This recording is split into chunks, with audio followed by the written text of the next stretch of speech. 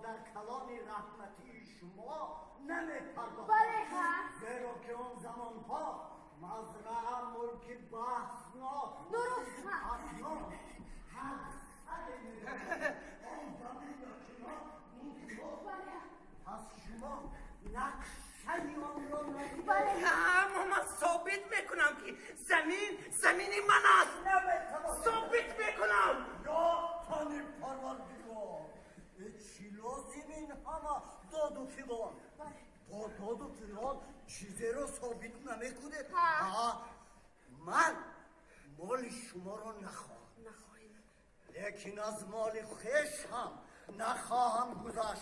چرا میگذارم؟